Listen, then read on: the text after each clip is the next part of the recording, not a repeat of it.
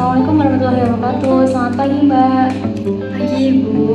Jadi di sini saya dari Bidan Kalista akan memberikan konseling mengenai metode suhu basal tubuh untuk memantau massa subur. Untuk waktu yang diperlukan sekitar 15 sampai 20 menit. Apakah Mbak bersedia ya? Bersedia Ibu. Ya, terima kasih ya Mbak. Silakan jika nanti ada yang kurang jelas bisa ditanyakan, dan untuk segala informasi akan saya jaga untuk kerahasiaannya ya. Baik Ibu. Jadi metode suhu basal ini yaitu cara menentukan massa subur dengan mengukur suhu tubuh terendah setiap hari, yaitu suhu tubuh saat benar-benar beristirahat. Suhu ini tuh disebut dengan suhu basal tubuh, dan tujuannya adalah untuk mengetahui kapan terjadinya ovulasi atau pelepasan sel telur. Setelah ovulasi, hormon progesteron meningkat dan menyebabkan suhu tubuh naik sedikit, biasanya sekitar 0,3 sampai 0,5 derajat Celcius. Nah, berarti kalau misalnya suhu tersebut naik, itu tanda-tanda ovulasi ya Bu Bidan? Iya, betul sekali Mbak. Agar hasilnya akurat, ini tuh ada teknik pengukurannya Ibu. Jadi yang pertama dilakukan setiap hari, segera setelah bangun tidur, sebelum duduk, berdiri, atau melakukan aktivitas apapun, dan yang terakhir sebelum makan atau minum. Oh iya, dan jangan lupa Ibu, untuk teknik pengukurannya ini bisa dilakukan waktu yang sama setiap hari. Dan juga gunakan termometer khusus suhu basal atau termometer digital biasa.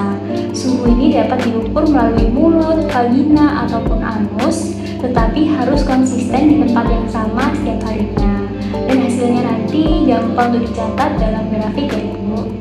Baik Ibu. Saya jelaskan untuk cara membaca grafiknya ya Mbak. Jadi yang pertama, pada fase sebelum ovulasi, suhu itu cenderung lebih rendah dan juga stabil. Dan saat ovulasi terjadi, biasanya ada sedikit penurunan suhu, lalu diikuti kenaikan suhu sekitar 0,3 sampai 0,5 derajat Celcius.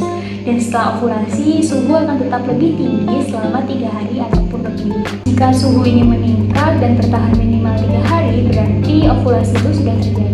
Dan massa subur itu terjadi 1 sampai 2 hari sebelum kenaikan suhu tersebut. Kalau begitu, berarti kalau misalnya kita mau hamil, melakukan hubungan seksualnya sebelum suhu tersebut naik ya Ibu?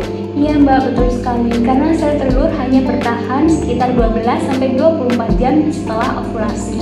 Dan untuk kelebihan metode suhu basal ini, itu tidak perlu menggunakan hormon ataupun alat kontrasepsi, tidak ada efek sampingnya, dan juga biayanya murah.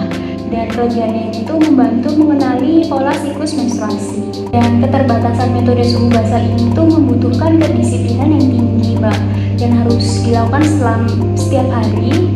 Dan suhu ini tuh bisa dipengaruhi oleh kurang tidur, demam, stres, ataupun perjalanan jauh. Jadi tidak dapat memprediksi ovulasi, dan ini tuh bisa memastikan ovulasi itu sudah terjadi ataupun tidak.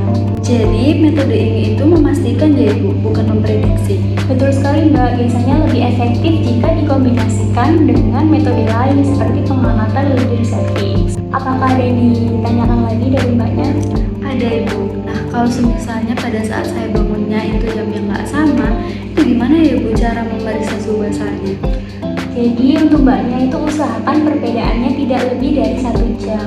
Jika terlalu jauh, nanti itu hasilnya bisa kurang akurat. Jadi Mbaknya sudah paham ya ini?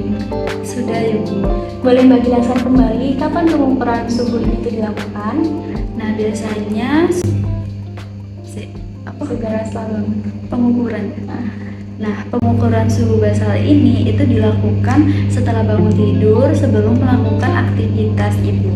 Alhamdulillah ya Mbak, jadi Mbaknya sudah paham dari awal sampai akhir.